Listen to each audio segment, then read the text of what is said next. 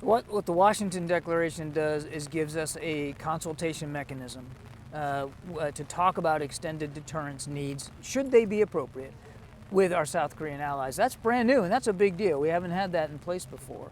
Now, it doesn't change the fact that we still want to see the denuclearization of the peninsula. It doesn't change the fact that we have continued to make an offer to Pyongyang to sit down with us without preconditions to talk about that denuclearization.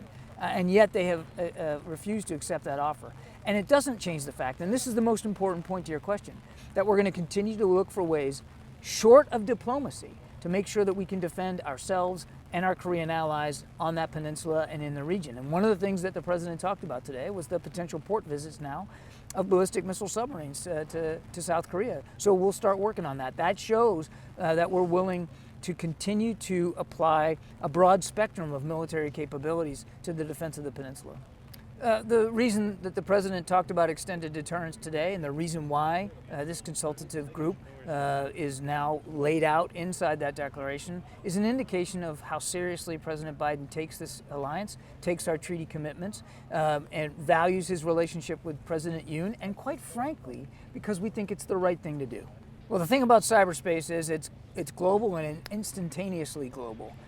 So you can't really confine it to any one boundary. That said, we believe that there is terrific opportunity between our two countries to look at cyber as the threats, but also the opportunities in cyberspace that we can capitalize on.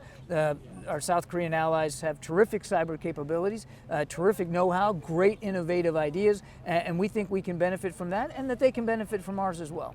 That's going to be up to Beijing. You heard the president say himself today, this is not about China. This is about our treaty commitments to South Korea and our desire to see the denuclearization of the Korean Peninsula. China has influence in Pyongyang, and we have urged them to use that influence in Pyongyang to stop the provocative behavior out of the DPRK, to help us implement and effect sanctions, hold them accountable through international sanctions, through the UN. And that's what we would prefer China to do.